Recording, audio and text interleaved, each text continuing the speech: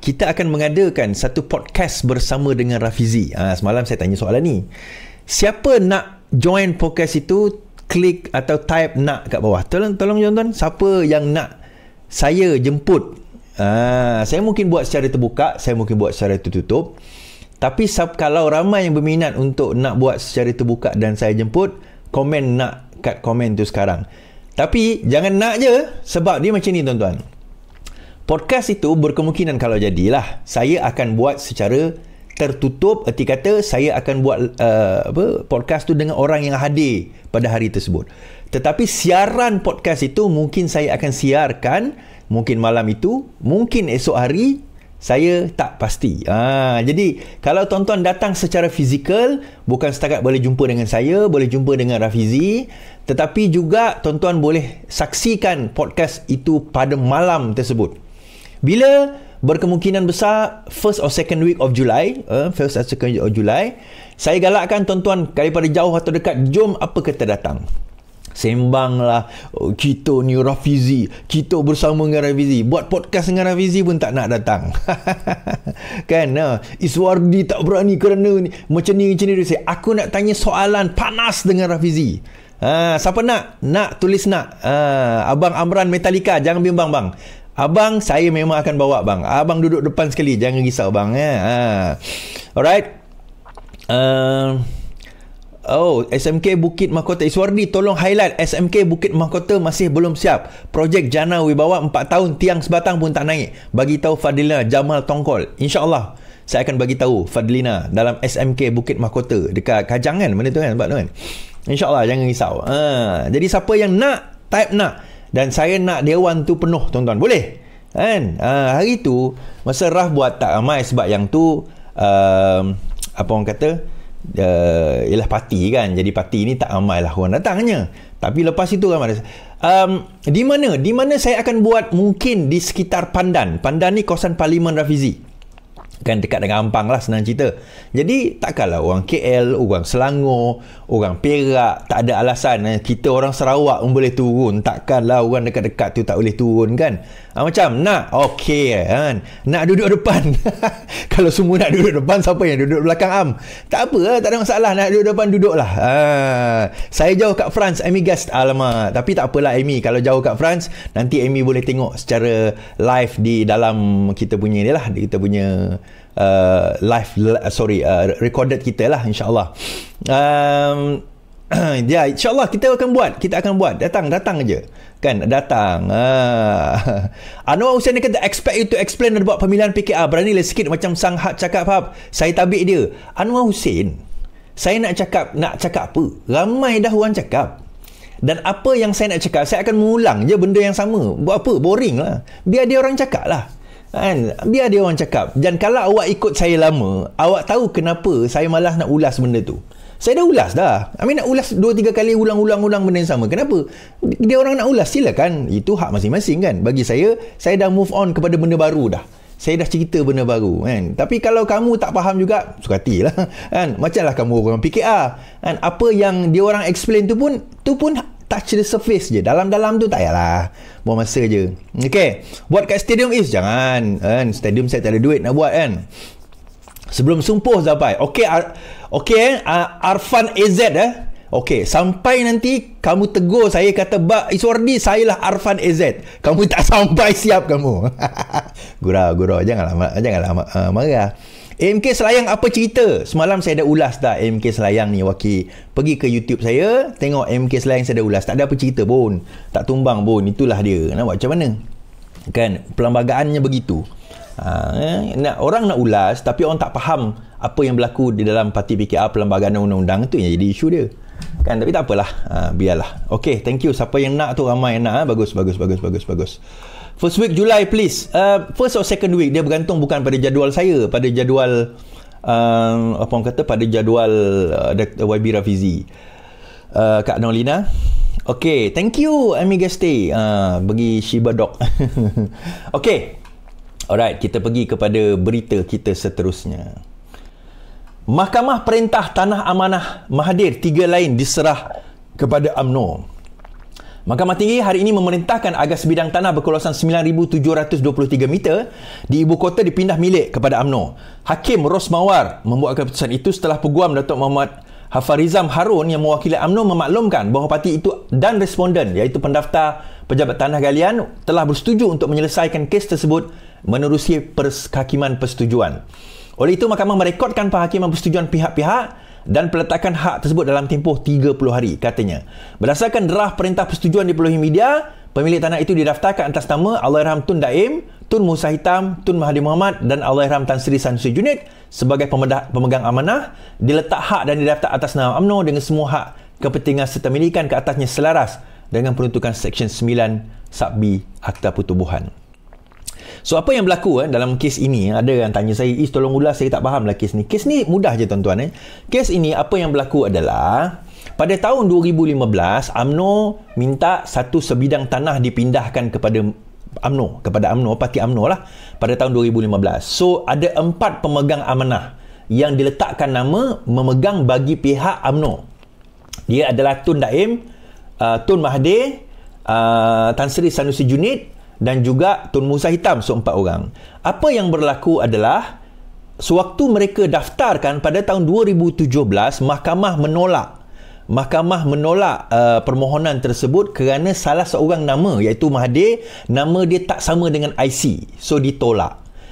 Sewaktu nak buat proses balik, sepatutnya dia orang pegang amanah ni untuk UMNO, dia orang pegang ni, setelah tukar 4 dia akan serah pada UMNO sepatutnya. Sewaktu dalam proses Tan Sri Sanusi Junid meninggal dunia, kan? Jadi benda tu tergantung. Lepas tu pilihan raya, keluar parti dan sebagainya. Lepas tu Tun Daim pun meninggal dunia. Sedua daripada 4 meninggal dunia. Jadi pada tahun lepas ke tahun lepas, UMNO telah mengemukakan petition untuk mengambil tanah tersebut daripada 2 remaining pemegang amanah untuk ditransferkan tanah tersebut kepada UMNO, dan keputusan yang dibuat oleh mahkamah hari ini memutuskan bahawa tanah tersebut hendaklah diserahkan kembali kepada UMNO. Itu je cerita dia, faham? Ini secara umum je lah, general apa yang berlaku. Ada orang tanya saya, minta ulas peristiwa ataupun hal politik dunia juga. Saya bukan tak nak ulas politik dunia, apa yang berlaku di Iran, di Israel dan sebagainya. Tetapi bagi saya, mungkinlah ada satu masa nanti saya akan ulas sikit-sikit mana yang mungkin kekeliruan. But now, as of now, dia asalnya orang faham apa yang sedang berlaku. Jadi kalau tak ada kekeliruan, saya biar macam tu je, kan? Sebab fokus saya adalah politik tempatan. Baik. So semalam juga kalau kita tengok bagaimana kita melihat UMNO Johor telah memohon supaya Hishamuddin Tun Hussein On dibawa balik ke dalam UMNO. So hari ini Puad Zakarshi selaku salah seorang wakil pimpinan UMNO Johor menyatakan bahawa tidak ada keistimewaan sebenarnya kepada Hishamuddin. Tiada layanan istimewa pilih kasih untuk Hisham. Bekas naib Presiden UMNO Hishamuddin sepatutnya tidak boleh mendapat layanan istimewa dan berbeza daripada orang lain dalam isu pemulihan keanggotaannya. Lebih daripada itu, menurut MKT Muhammad ahli politik berbabit juga tetap terikat dengan peraturan. Hishamuddin perlu dilayan sama seperti orang lain, iaitu seperti mengemukakan rayuan. Dan mereka iaitu UMNO masih lagi menunggu rayuan. Jangan ada pilih kasih. Hishamuddin juga terikat dengan peraturan parti seperti yang lain. Antaranya, dia mesti diberi nombor keahlian baru dan tidak boleh bertanding dalam tempoh tertentu. Muhammad Fuad yang juga Adun Rengit menegaskan kekuatan UMNO bukan terletak pada mana-mana legasi, nama atau populariti, sebaliknya ditentukan oleh kesetiaan serta kepatuhan terhadap keputusan parti. Setia kawan semasa senang dan susah juga penting. Parti tidak akan kukuh jika ada banyak game dalam parti, katanya. Hishamuddin merupakan salah seorang tokoh yang berpeluang tinggi dalam UMNO yang dikenakan tindakan disiplin. Selain pernah menjadi naib presiden, anak kepada Perdana Menteri ketiga itu pernah menjawab pelbagai jawatan. Dia dikenakan tindakan pengantungan selama 6 tahun setelah PRU ke-15, bagaimanapun tiada penjelasan yang dibuat. Okey. Kenapa pengantungan dibuat terhadap Hishamuddin ni, tuan-tuan? Kenapa Hishamuddin digantung? Okey. Hishamuddin ni digantung atas sebab yang agak tak ramai orang tahu, tapi UMNO secara dalamannya tahu. Apa yang berlaku, tuan-tuan? Apa yang berlaku adalah kita kena faham satu perkara. UMNO pada pengkhianatan, kita kalau tengok pengkhianatan yang berlaku 2020, pada waktu itu Muhyiddin Yassin membentuk kerajaan di samping dengan PAS, dia buat dengan UMNO. Tetapi Muhyiddin Yassin tahu musuh utama mereka adalah UMNO. Jadi mereka tak nak Muhyiddin Yassin tak nak melantik pimpinan UMNO seperti Zaid Amidi dan pimpinan-pimpinan tertinggi di dalam kabinet Muhyiddin Yassin pada waktu itu. Jadi UMNO mengatakan, tak lantik tak apa, tapi kami takkan ambil sebarang jawatan. Maksudnya orang-orang bawah kami tak ambil sebarang jawatan. Tapi apa yang berlaku, ada beberapa orang yang mengambil jawatan. Antaranya Adam Baba, KJ, Syamuddin, Ismail Sabri yang mengambil jawatan pada waktu itu. Sepatutnya mereka setia kawan. Itu yang Puan Azhar Kashi kata tadi, kena setia kawan. Pada waktu itu mereka tak setia kawan, tuan-tuan. Golongan ini tak setia kawan.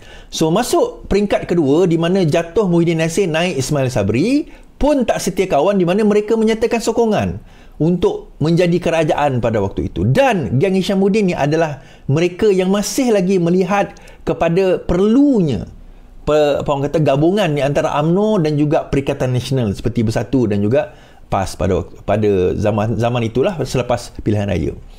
Jadi kenapa mereka tetap nak letak Hishamuddin Tun Hussein On bertanding di Sembrong? Kerana tak ada pilihan lain.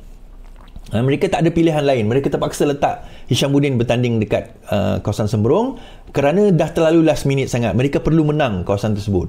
Dan akhirnya UMNO menang. UMNO menang 20 lebih kerusi, salah satunya Sembrong, tetapi mereka mengantung Hishamuddin Tun Hussein On. So strateginya adalah mereka tetap letak Hishamuddin, mereka tetap letak tetap letak KJ, mereka tetap letak Ismail Sabri kerana mereka tak ada pilihan. Cuma KJ kalah lepas itu, Ismail Sabri menang, Hishamuddin menang. So mereka yang menang ini digantung. Cuma I think Ismail Sabri dia kemudian dia di warning. Dia dapat warning lah. So akhirnya dia terpaksa mengundurkan diri daripada dunia politik dan perlahan-lahan dia pergi ke belakang. Tapi yang keluar seperti Syahril Hamdan, Noh Omar, Syahidan Kasim, mereka semua kemudian dipecat dan keluar daripada UMNO. Itu yang seperti mana yang kita ketahui. Alright. Thank you yang share live kita ada 203 orang yang share live dekat TikTok. Terima kasih. Dan 900. Alright. Jadi malam ni ramai walang onis. Biasalah Siti Nuraini. Biar je. Dia orang bukan orang PKR pun. Korang jangan risau. Dia memang orang yang suka melaga-laga. Dia orang walang on lah, senang cerita. Okay. Alright. So baru ni timbul isu di mana ada pembakaran. Dia bakar karikatur Anwar Ibrahim. Dan salah seorang aktivis tu mengatakan bahawa kami bakar muka Perdana Menteri, gambar Perdana Menteri kerana Anwar pernah membakar muka atau buku yang mengandungi muka Tunku Abdul Rahman pada suatu ketika dahulu, suatu protes, dia kata. Now, disebabkan oleh peristiwa tersebut, okay, demo anti rasuah Sabah, 3 aktivis mahasiswa ditahan. Polis menahan 3 aktivis mahasiswa Sabah yang membakar kain rentang dengan karikatur Perdana Menteri pada hujung minggu. Ketua Polis Daerah mengesahkan penahanan penyelaras gempur rasuah Fadil Kasim dan juga Alif Daniel Badrul Akmal. Mahasiswa ketiga yang tidak menyertai aksi bakar ialah Sabir Syarafuddin turut ditahan. Menurut Kasim, antara lain polis sedang menyiasat mereka berkenaan di bawah akta hasutan. Kesemua mereka ditahan bagi membantu siasatan berkait perhimpunan itu. Kasim diminta mengulas mengenai catatan Facebook oleh aktivis Borneo Komrad Mukmin Nantang yang hari ini mendakwa Fadli, Alif dan juga Sabir ditahan polis. Perhimpunan yang bertujuan menekan Anwar supaya bertindak terhadap ahli politik yang korup bermula kira 1 tengah hari Sabtu dan menyaksikan 100 orang menyertainya. Para pelajar dan penyokong juga menggesa tindakan undang-undang terhadap Jabatan Air Sabah dan menggesa otonomi penuh untuk SPRM. Ia berakhir dengan aksi membakar karikatur Anwar. Fadil yang merupakan jurucakap berkata kerana itu melambangkan kritikan terhadap pentadbiran Anwar yang didakwa kumpulan itu gagal menunaikan janji reformasi institut. Aksi bakar karikatur mendapat pelbagai reaksi dengan beberapa kumpulan dan individu yang pro kerajaan mengkritiknya sebagai melampau dan biadab. Bagaimanapun, Fadil telah mempertahankan perbuatan itu dan membandingkannya dengan demonstrasi yang diketuai oleh Anwar pada 70-an yang melibatkan aksi bakar buku. Awal hari ini bernama memetik Ketua Polis Sabah berkata pihak berkuasa sedang menyiasat atas 9 kesalahan. Kesalahan didakwa termasuk menghasut, pembakaran terbuka di kawasan awam, memiliki bahan berbahaya atau menghakis semasa perhimpunan dan membagikan isu sensitif melibatkan raja, agama dan kaum. Sestatutnya buka di bawah Akta Perlindungan Aman dan juga Akta Hasutan serta Kanun Kesiksaan. Akmal Saleh dia kata biadab. Akmal Saleh sendiri kata, Akmal Saleh individu terakhir layak cakap soal adab NGO Sabah. Sebuah NGO berkala di Sabah mengutuk sekeras-kerasnya kenyataan pemuda UMNO Dr. Akmal yang menyifatkan mahasiswa sebagai bodoh, kurang ajar serta hilang adab. Susulan tindakan sekumpulan penunjuk perasaan yang membakar karikatur Perdana Menteri. Akmal Saleh adalah individu terakhir yang layak bercakap soal adab kerana beliau sendiri telah berkali-kali menunjukkan sikap yang tidak beradab selama ini. Lihat saja kelakuan dan kenyataan beliau dalam pelbagai isu. Banyak isu ditimbulkan tanpa memperdulikan adab.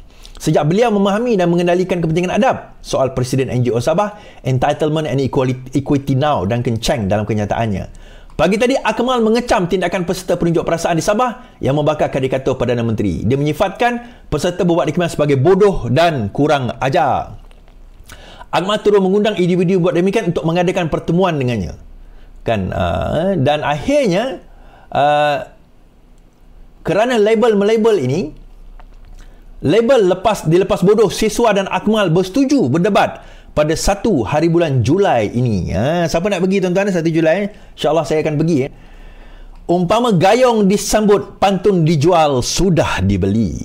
Setelah dianggap bacol dan bodoh oleh pemuda UMNO Malaysia, Kumpulan Federasi Pemuda Kebangsaan menghubungi pemimpin sayap parti UMNO dan bersetuju untuk diadakan debat. Penyelaras kumpulan terbabit Muhammad Fakur Razi Khairul Rijal berkata, Ketua Pemuda UMNO Malaysia Dr. Ahmad sudah bersepakat untuk mengadakan sesi debat pada 1 Julai. Berkenaan lokasi, dia akan berada dia buat di Rumah Mandiri Petaling Jaya, Selangor. Tonton Google lah, jumpalah. InsyaAllah saya ada pada tempoh debat tersebut. Saya ada ternampak satu posting mengenai berita Amal kata mahasiswa bodoh kurang ajar. Saya nak maklumkan yang saya sahut seruan Amal, saya telah memberi Amal dan kami setuju untuk debat pada 1 Julai katanya. Okey, dia juga pada masa yang sama dia juga telah menghantar, namun ada nada yang lebih tegas, dia mencabar Ketua Pemuda PKR Kamil Munim agar tidak mengelak daripada bersemuka dengan kumpulan pelajar yang tidak puas hati dengan kerajaan. Sekarang saudara kami bila nak jumpa, jangan buat senyap-senyap, acah-acah busy. Kau tu Ketua Pemuda PKR ke, bukan Ketua Pemuda Parti. Jangan jadi bacol, bersuara berani, bersua lari katanya. Aksi membakar berakhir bantahan terhadap isu-isu yang diadakan di KK. Madadi Pelindung Rasuah Sabah, dalam masa yang sama, Mazli juga mengatakan, meminta supaya AMK turunkan ego, temui siswa bakor-bakor. Mazli meminta sayap pemuda menurunkan ego dan bersemuka dengan penunjuk perasaan di Sabah yang bertindak membakar karikatur Perdana Menteri Anwar Ibrahim. Dan dalam masa yang sama, Anwar berpesan supaya jangan buang pelajar UMS yang terlibat dengan karikatur menteri. Okey tuan-tuan, saya saja rangkulkan semua itu sekali. Dia macam ni, semalam dia mencabar diadakan debat di antara mahasiswa Sabah ni dengan Akmal. Tapi yang federasi mahasiswa tu pula nak buat dekat KL. Saya tak tahu dia orang tim sama ke dia orang tim yang lain. Sebab saya lebih berminat untuk mengadakan debat tu di antara, atau dialog ke debat, whatever you want to call, wacana ke, dengan mereka yang berada di Sabah. Sebab mahasiswa yang buat mandiri di Petaling Jaya tu, mereka berada di Petaling Jaya, tak ada kena-mengena dengan yang berada di Sabah. Kita nak berdialog dengan orang yang bakar ataupun sekurang-kurangnya penganjur tersebut. Baik, saya telah menghubungi saudara Kamil. Kamil mungkin tengok, Kamil mungkin tak tengok. Tadi baru je. Saya kata, Kamil, saya bersetuju untuk menganjurkan sesi dialog. Atau mula saya kata sesi debat. Dia kata, bang, lebih baik kita buat dialog bang. Ataupun dia kata kita buat dialog. It doesn't matter lah. I know it's going to turn into debat pun satu hari nanti. Kan? Kau letaklah macam mana sekalipun, it's going to be a debate. It's going to be a debate. No worry about it. So sekarang tak apalah. Macam ni lah Kamil. Abang nak tanya ni, kamu setuju ke tak setuju? Saya tanya Kamil dia kata tadi bacol kan? Kamu setuju ke tak setuju? Kamil kata, saya bersetuju. Saya ulang. Kamil kata, saya bersetuju. Jadi dalam hal ini, Kamil sudah bersetuju. Okey? Dalam hal ini, Kamil sudah pun menyatakan persetujuan. Format tu tak apalah, kita nak buat macam mana. Cuma bagi saya tak berminat untuk berdebat dengan mereka yang berada di Kuala Lumpur. Saya berminat kalau debat itu diadakan dengan penganjur yang berada di Sabah. Kan? Saya berminat kalau debat itu diadakan dengan mereka yang berada di Sabah. Jadi kalau mereka berada di Sabah, kita buat dekat Sabah, tu lagi best. Dia ada beberapa soalan saya nak tanya pada dia. Bukanlah saya nak tanya, mungkin saya jadi moderator. Mungkin bukan saya jadi moderator, kalau mereka tak berani saya jadi moderator lah kan. There's a few questions that I want to ask them sebagai mahasiswa. Dan saya percaya Kamil ni seorang peguam kan, dia pun bersedia untuk berdebat, itu bukan isu dia. Akmal seorang doktor, Akmal Saleh ni seorang doktor. Bagi saya dia seorang terpelajar. I don't think he has any problem untuk perdebatan tersebut berlaku. Tapi the most important thing adalah sekarang ini yang bakar, dan ini berkaitan dengan rasuah di Sabah. Yang itu yang kita nak persoalkan. Kita nak zoom into. Saya takut nanti debat dengan Akmal, saya tak tahu tajuk dia apa, dia tak pergi ke arah itu. Dia pergi ke arah generik tentang reformasi rasuah lah. Saya takut dia pergi ke arah itu. Saya nak spesifik kepada kes Sabah. Sebab saya mengakui Sabah ni banyak korup. Saya mengakui Sabah, Sarawak ni banyak corruption berlaku. Saya mengakui. Tetapi untuk mengatakan bahawa tidak ada apa-apa tindakan diambil berkaitan dengan korupsi yang berlaku di Sabah berbanding ketimbang dengan kerajaan sebelum ini, bagi saya itu adalah satu tuduhan yang sangat bahaya dan juga satu tuduhan berat sebelah. Peliknya tuan-tuan, tidak ada pernah saya nampak mahasiswa-mahasiswa ini membakar karikatur ataupun gambar-gambar pemimpin sebelum ini. Tak pernah saya tengok dia orang bakar gambar Najib ke, gambar Muhyiddin Yassin ke, gambar Najib sebelum itu ke, berkenaan dengan isu ini. Soalan saya, di manakah suara-suara mahasiswa ini sewaktu kita pergi melawan 1MDB, SRC dan sewaktu dengannya zaman Rafizi dahulu? Oh ya, lupa. Pada masa itu mereka lagi kat sekolah menengah. Tuan-tuan nampak tak beza mahasiswa ini dengan apa yang Rafizi buat? Tuan-tuan nampak? Rafizi dulu dia dedahkan skandal. Sebab itu saya kata kalau ada dia kemukakan bukti. Dia dedahkan skandal. Dia sanggup naik turun mahkamah. Dia pergi tour, dia ceritakan 1MDB itu apa, SRC itu apa, IPCC itu apa. Dia cerita apa orang kata kalung Rosmah tu bagaimana. Dia cerita lembu dalam kondo tu bagaimana. Dia cerita Tan Sri Juling tu siapa berkenaan dengan berkenaan dengan Highway Max tu. Dia pergi tour dan dia presentkan bukti-bukti bagaimana corruption itu berlaku. Pernah tak tuan-tuan tengok Rafizi pergi bakar gambar Najib? Tak pernah. Itulah cara yang betul kalau kita nak bercerita soal nak combat rasuah. Kenapa mahasiswa sekarang ni tak buat sebagaimana Rafizi buat? No, to be honest with you, saya tak ada masalah mahasiswa nak bangkit menentang rasuah. For me that is good, excellent. Tapi kemukakan, bawakanlah bukti-bukti tersebut sebagaimana yang pernah dibawa oleh saya, oleh Rafizi pada zaman kami dahulu. Kenapa tak ada benda itu dibawakan oleh mahasiswa? Sebab itu saya setuju dengan Akmal. Betapa bodohnya mahasiswa, betapa lembeknya mahasiswa, betapa lemahnya mahasiswa kita sekarang. Dia berbeza dengan kami, dengan zaman saya, zaman Rafizi dahulu. Kami tak pergi keliling-keliling buat demo sesuka hati lepas tu bakar. Tak ada. Kami pergi buat tour, kami ceritakan 1MDB, kami cerita SRC, kami cerita GST, kami cerita tentang kondo lembu dalam kondo, kami cerita tentang Abu Juling, kami bawa bukti-bukti PAS dapat 90 juta. Kami bawa bukti-bukti itu. Saya interview siapa tuan-tuan? Claire Newcastle Brown, orang yang mendedahkan 1MDB. Saya interview beliau dalam podcast saya. Kan, in fact saya pergi London hari itu, saya pergi jumpa Claire Brown. First time kami berjumpa secara bersemuka. Dia tak boleh datang Malaysia kan. First time kami secara bersemuka. Selalu kami WhatsApp, kami contact, kami online, tapi kami sempat berjumpa. Itu kaedah dia. Saya tak sempat berjumpa dengan Justo. Justo ni siapa tuan-tuan? Siapa itu Justo? Yang mendedahkan 1MDB, yang lari pergi ke Thailand. Saya juga sempat bertemu dan bercakap dengan siapa tuan-tuan? Salah seorang saksi utama kes Rosmah Mansor, isu solar, isu rasuah solar di Sarawak bernilai 1.3 bilion kalau tu silap saya. Salah seorang saksi utama. Saya sempat borak dengan dia, saya sempat kenal dia, saya sempat berbicara dengan dia. Itu kaedahnya. Bila kamu keluar, kalau setakat macam ni, saya pun boleh buat. Saya ambil saya ambil patung-patung, saya bakar. Inilah dia mahasiswa Gen apa sekarang ni? Gen Z, Gen Alpha belum lagi. Gen Z yang lembik. Kan? Maklumat semua di hujung kuku, tetapi kuku tu semua tak potong. Kan? Tak pandai menggunakan maklumat tu. Tak, tuan-tuan, dia macam ni. Kalau kau boleh bakar, ingat kita tak boleh bakar ke? Kita pun boleh bakar balik. Jangan koyak, dek. Kan? Jangan goyang. Jangan koyak. Itu saya kata, kebodohan mahasiswa ini, saya amat kagum, tuan-tuan. Dia nak bakar. Dia kata kerajaan madani, kerajaan perasuah. Tidak ada satu pun bukti yang mereka berjaya bawa.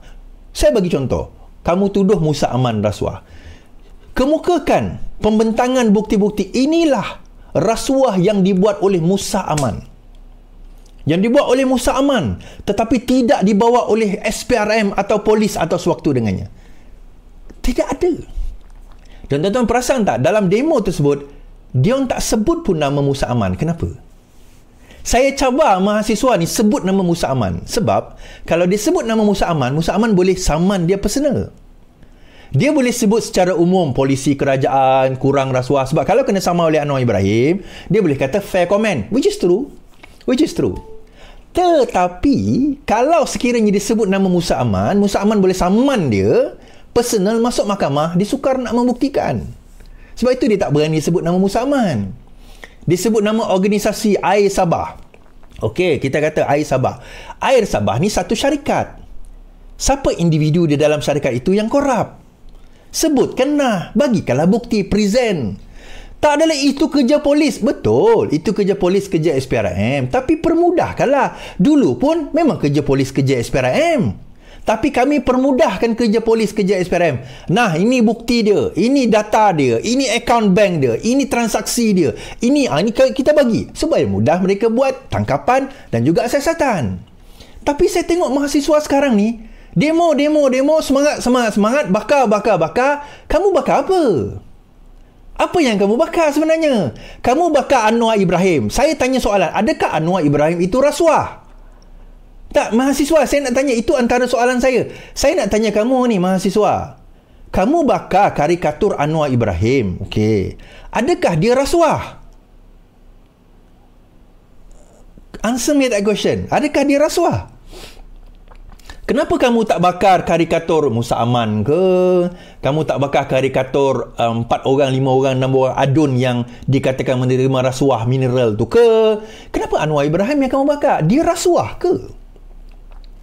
Kalau dia rasuah, dengan besar hatinya, saya nak kamu bentangkan. Bawa bukti-bukti bahawa dia rasuah, songlap, sakau duit negara. Tapi dia tidak cukup melakukan pembenterasan rasuah di dalam negara kita, dia kata. Tuan-tuan, kadang-kadang itulah. Tuan-tuan, okey, saya membawa saya kepada kes Syed Saddiq ni. Okey, kita nak cerita hal pembenterasan ataupun kehakiman supaya mahasiswa ni tahu. Mungkin dia orang ni tak belajar undang-undang kot. Tuan-tuan tahu kes Syed Saddiq kan? Okey, kes Syed Saddiq. Kes Syed Saddiq ni, Syed Saddiq ni dia sepatutnya, okey, dia kes, okey, latar belakang. Kes Syed Saddiq ni dikatakan songlap ataupun pecah amanah RM1 juta, kemudian pengubahan wang haram RM1 juta. Kemudian pergi ke Mahkamah Tinggi. Mahkamah Tinggi mengatakan dia bersalah dan hukuman penjara dan juga sebatan. Okey, fine. Habis ke kes dia, tuan-tuan? Tahun bila kes dia? Iaitu tahun 2022 ke 23 macam tu. Okey, 22. Ini dah masuk 2025 ni. Belum habis. Esok keputusan rayuan kes Syed Saddiq. Esok.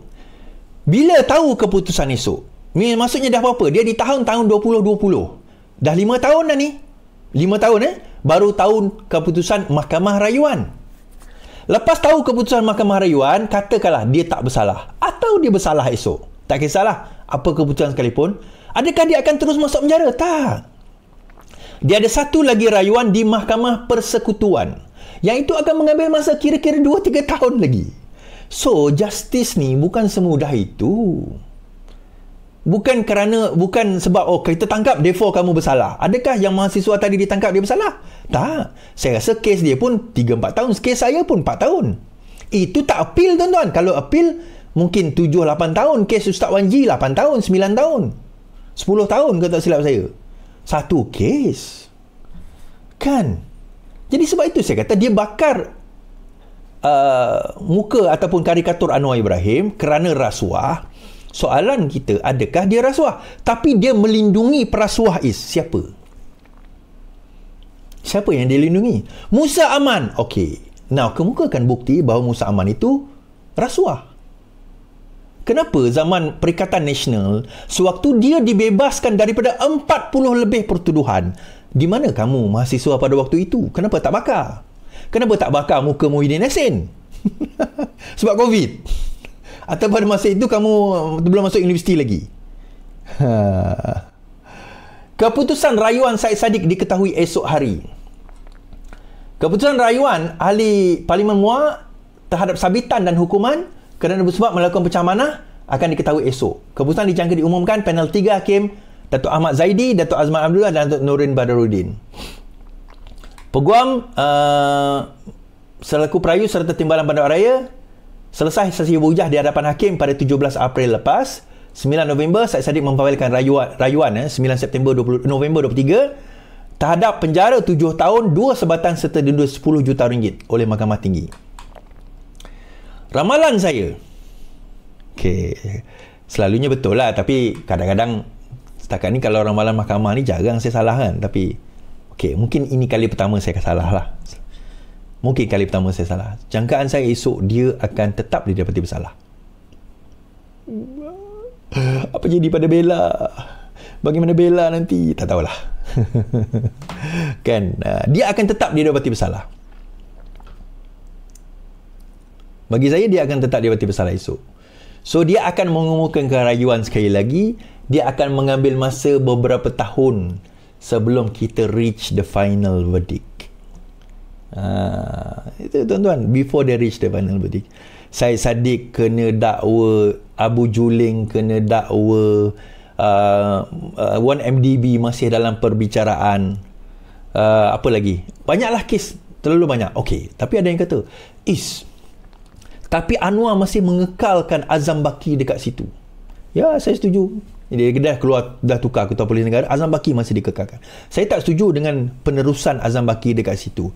Tetapi timbul satu, dia dua perkara berbeza tuan-tuan. Tidak menggantikan Azam Baki. Soalan kita seterusnya, adakah kes-kes rasuah tidak didakwa atau dibuang kerana tidak bertukar Azam Baki? Tuan-tuan, kita kena faham isu tidak menukar Azam Baki itu satu kesalahan, bukan kesalahan, tetapi satu tindakan yang tidak bijak di pihak Anwar Ibrahim. Itu kita kena akui. Tetapi dalam masa sama, kita tak boleh mengatakan Azam Baki tak buat kerja. Saya kata kita kena lantik orang lain. Saya setuju. Sebab persepsi. Bukan kerana Azam Baki ni tak pandai buat kerja. Tak. Kerana kita nak elakkan persepsi tersebut. So terbaiknya, jawab buat. Jadi, the best is untuk ganti orang lain. Tetapi, bukanlah hujah itu kita gunakan mengatakan Azam Baki tak buat kerja. Saya kata kita kena tukar kerana persepsi, bukan kerana dia tak pandai buat kerja. Dua benda berbeza.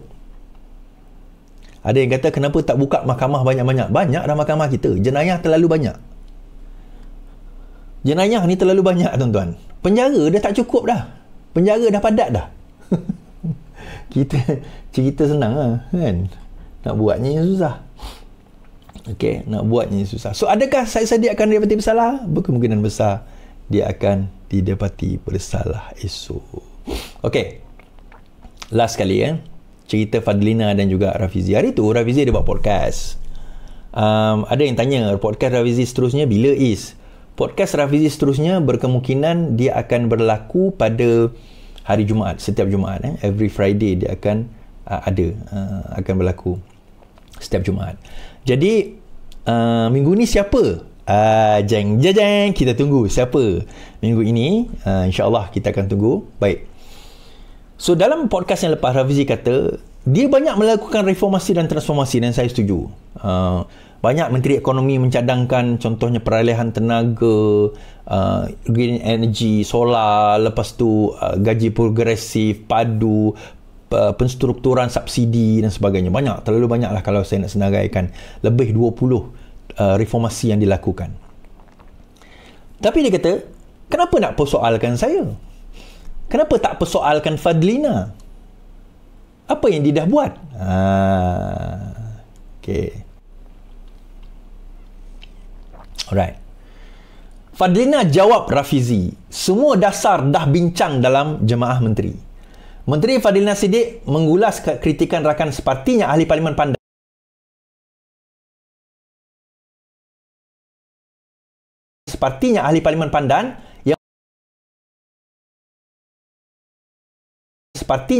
Pandan yang bertikankan prestasi Menteri Keuangan. Menteri Pendidikan. Ketua wanita utama telah dibincangkan dalam mesyuarat kabinet. Tidak ada satu pun kita terlepas dari membentangkan soal dasar utama, termasuk reformasi yang kita nak angkat di peringkat KPM.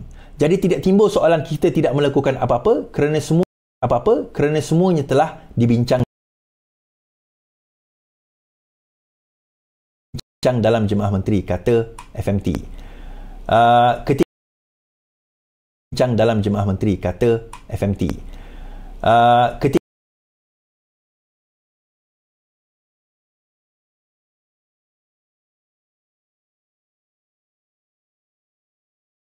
Jun yang lalu, podcast yang mengarahkan pihak yang mempersoalkan ditanya tidak ada pun.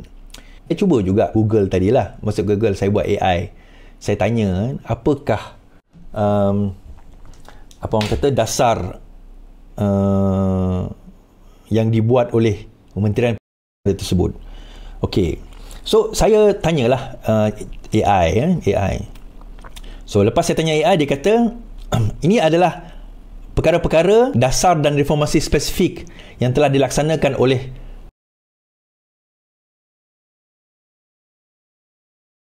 Menteri Pendidikan di bawah Fadlina Siddiq. Yang satu, pelan dan blueprint pendidikan.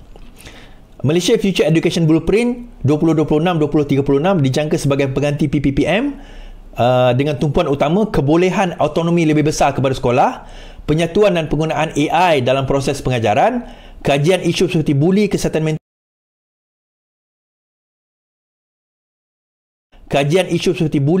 mental serta jurang pendidikan ni. Saya tak nampak apa yang dinamakan sebagai reformasi besar tu. To be honest lah, saya tak nampak apa yang dinamakan sebagai reformasi besar tersebut. Tuan-tuan nampak ke? Saya mungkin tak nampak banyak. Saya pun tak pernah baca lagi pelan tindakan besar tu, Kemudian dia kedua, kurikulum 2027 dan transformasi bilik darjah. Struktur subjek dirombak bermula dengan pelaksanaan berperingkat tahun 1 dan forum tahun 1 dan prasekolah pada 2026. Target penggunaan seimbang bahasa Melayu dan Inggeris dengan penekanan khusus pada STEM.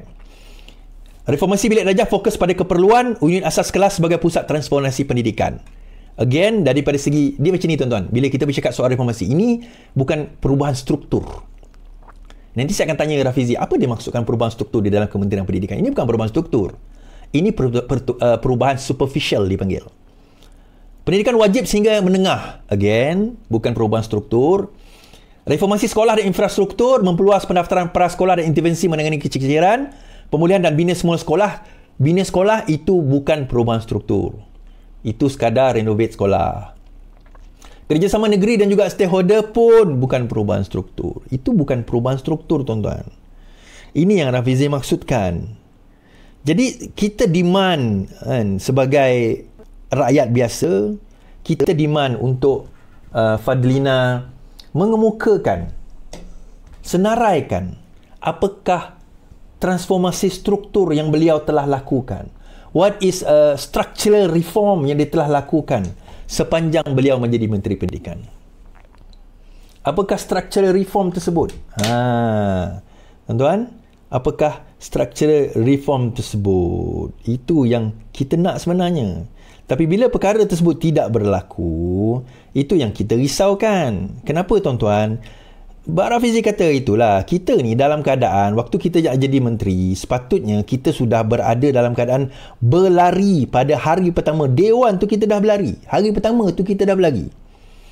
Masuk hari ke seterusnya, masuk hari ke 3 tahun, itu dah bukan berlari lagi. Itu sepatutnya kita dah melaksanakan reform tersebut. Kita dah melaksanakan apa plan yang kita nak bawa, yang kita nak bangkitkan. Sepatutnya benda itu. Tetapi kita tak bawa. Kita tak, it doesn't happen the way it's supposed to be. The way it's supposed to be. Dia tak berlaku. Jadi kadang-kadang sedih lah. Sedih. I have to agree dengan apa yang Rafizi kata on this. I agree dengan apa yang Rafizi kata. And I have to agree dengan apa yang Rafizi kata. Dan sebagai Menteri Pendidikan, I think senaraikanlah apa structural reform yang dah dibuat. Saya tahu orang Fadilina mesti marah. Tak, saya bukan kata Menteri Pendidikan ni tak buat kerja. Buat. Kan? Tapi buat kerja, buat benda yang sepatutnya memang kerja kau buat, itu bukan structural reform. Macamlah contohnya, postman masuk kerja hari pertama. Kerja dia hantar surat. Dia pun hantar surat. Oh, baguslah kau ni hantar surat. Tak, memang kerja dia hantar surat. Memang kerja dia hantar surat. Kita nak kata macam mana? Tak. Kalau dia dilantik sebagai contohnya board of directors ataupun one of the top people dalam syarikat tersebut. Okay, structure reform adalah satu perubahan dasar yang akhirnya membentuk pemikiran yang ataupun membentuk orang kata apa, kerajaan sebagaimana reform yang kita nak. So apa bendanya tu is? Yang tu nantilah kita cerita. Kalau dia orang parti keadilan lama, dia faham apa yang saya maksudkan itu. Tapi yalah, dia pun masuk parti pun tahun 2000 apa? 2019 saya tak ingat lah. Tapi baru je lah. Dia baru je masuk parti. So saya tak tahu dia faham ke tidak. Yalah, mungkin dia dah lama ikut kita. Saya tak kata dia pembangkang kan. Saya tak kata dia tim BN ataupun PAS kan. Saya tak kata demikian.